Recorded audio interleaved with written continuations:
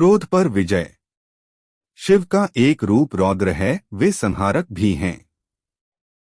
लेकिन ध्यान दें, उनका क्रोध केवल अधर्म, अहंकार और अन्याय के लिए है।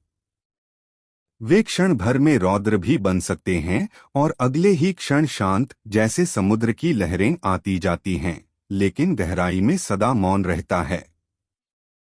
शिव सिखाते हैं कि क्रोध को भीतर दबाकर रखने से मन भारी हो जाता है। क्रोध को धर्म के मार्ग में उचित समय और उचित कारण से ही प्रकट करना चाहिए और फिर छोड़ देना चाहिए। ध्यान और योग का महत्व। शिव को आदियोगी कहा जाता है, योग के प्रथम गुरु।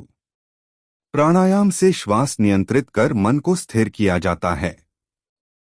ध्यान से विचारों का प्रवाह धीमा होता है और हम अपने भीतर की दिव्यता को पहचानते हैं। मंत्र जाप, विशेषकर नमः शिवाय, से मन की अशुद्धियां धुलती हैं और अंतःकरण शुद्ध होता है। विषपान का रहस्य, नकारात्मकता को साधना। समुद्र मंथन के समय निकला हलाहल विष शिव जी ने पी लिया और कंठ में रोक लिया, जिससे वे नीलकंठ कहलाए। यह प्रतीक है कि जीवन में मिलने वाले दुख, अपमान और कठिनाई को अपने भीतर जलाना नहीं, बल्कि नियंत्रित रखना चाहिए। विष यानी नकारात्मक अनुभव हमें बदल सकते हैं, लेकिन हमें उन्हें हृदय में नहीं जमने देना चाहिए। शिव सिखाते हैं कि दर्द को धारण करो, लेकिन उसे बाहर जहर की तरह मत फैलाओ। वर्तमान में जीना। शिव हमेशा समाधि में या तांडव में, दोनों ही वर्तमान क्षण के प्रतीक हैं। समाधि हमें सिखाती है कि स्थिरता में आनंद है। तांडव हमें सिखाता है कि जीवन के नृत्य में हर क्षण को पूर्णता से जीना चाहिए। भूतकाल के पछतावे और भविष्य की चिंता मन को अशांत करते हैं। जब हम अभी में जीना सीखते हैं तो शांति स्वतः आती है। सरलता और सादगी। शिव का आभूषण सर्प, चंद्रमा, जटाओं में गंगा, यह सादगी का संदेश देते हैं। वे भौतिक विलासिता से परे प्रकृति के साथ एकाकार रहते हैं। सादगी का अर्थ है अनावश्यक बोझ न ढोना। जो सरल है वह मन से हल्का है और हल्के मन में शांति रहती है। करुणा और क्षमा। शिव का हृदय असीम करुणा से भरा है। वे त्रिपुरासुर का संहार करते हैं, लेकिन भस्मासुर जैसे राक्षस को भी ज्ञान देते हैं। करुणा का अर्थ है दूसरों की पीड़ा को समझना। क्षमा का अर्थ है अपने मन को बैर और द्वेष से मुक्त करना।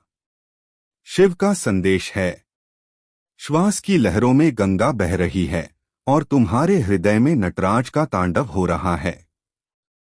इच्छाओं के शोर को शांत करो, क्रोध की ज्वाला को नीलकंठ की तरह गले में थाम लो। अतीत को राख बना दो, भविष्य की चिंता को चंद्रमा की शीतलता में विलीन कर दो। जीवन के हर दुख को हलाहल समझो, लेकिन उसे बाहर जहर की तरह मत उगलो। करुणा से देखो, क्षमा से बहो और संतुलन में रहो, क्योंकि शिव मौन भी हैं और तांडव भी। याद रखो, शांति पाने के लिए पहाड़ों में भागना जरूरी नहीं, बस अपने भीतर के शोर से दूर हो जाओ। नमः शिवाय। तुम वही हो जो शिव हैं, अडिग, निर्मल और अनंत। नमः शिवाय यह केवल एक मंत्र नहीं, बल्कि एक जीवन दर्शन है। भगवान शिव कैलाशपति, योगेश्वर और त्रिपुरारी सृष्टि के उस स्वरूप का प्रतिनिधित्व करते हैं जो पूर्ण मौन और अडिग शांति में स्थित है। उनका संदेश हमें यह सिखाता है कि बाहरी परिस्थितियों के तूफान में भी भीतर का सागर स्थिर रह सकता है। मौन ही शिव का पहला उपदेश। भगवान शिव अक्सर ध्यान में लीन रहते हैं, उनकी आंखें आधी बंद, मन पूर्ण एकाग्र। यह हमें सिखाता है कि सच्ची शांति बाहर के शोर को बंद करने से नहीं, बल्कि भीतर के शोर को शांत करने से आती है। मौन का अर्थ केवल शब्दों का अभाव नहीं है, बल्कि विचारों के उतार चढ़ाव का शांत हो जाना है। शिव का मौन हमें याद दिलाता है कि हर उत्तर भीतर है, बस उसे सुनने के लिए हमें स्थिर होना होगा। वैराग्य और त्याग का संदेश। शिव जी भस्म लपेटते हैं, बाघ की खाल पहनते हैं और कैलाश जैसे निर्जन स्थान पर रहते हैं। यह प्रतीक है कि मन की शांति के लिए हमें अतिसंसारिक इच्छाओं का त्याग करना होगा। वैराग्य का अर्थ यह नहीं कि हम दुनिया छोड़ दें, बल्कि यह कि हम दुनिया के बीच रहते हुए भी उससे बंधे न रहें। इच्छाएं जितनी बढ़ती हैं, मन उतना अशांत होता है। संतोष ही शांति का द्वार है। जब तक तुम क्षमा नहीं करोगे, तब तक तुम्हारा मन भी कैद में रहेगा। प्रकृति से जुड़ा। शिव पर्वत, नदियों, पशु पक्षियों और पेड़ों से जुड़े हैं। प्रकृति में समय बिताने से मन स्वतः शांत होता है। पहाड़ की स्थिरता, नदी का प्रवाह और आकाश की विशालता, ये सभी शिव के स्वरूप हैं। संतुलन का मार्ग। शिव के भीतर दोनों स्वरूप हैं, संहारक और सृष्टिकर्ता, योगी और गृहस्थ, मौन और तांडव। यह सिखाता है कि मन की शांति अति से नहीं, संतुलन से आती है।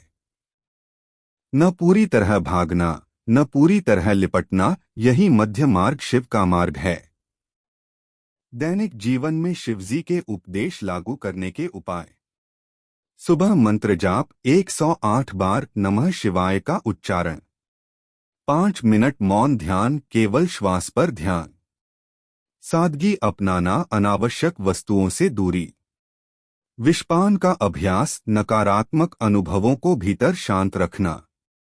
प्रकृति संग समय, सप्ताह में कम से कम 1 बार। अंतिम उपदेश। शिवजी का मूल संदेश यही है। मन की शांति किसी बाहरी साधन से नहीं, बल्कि भीतर की यात्रा से मिलती है।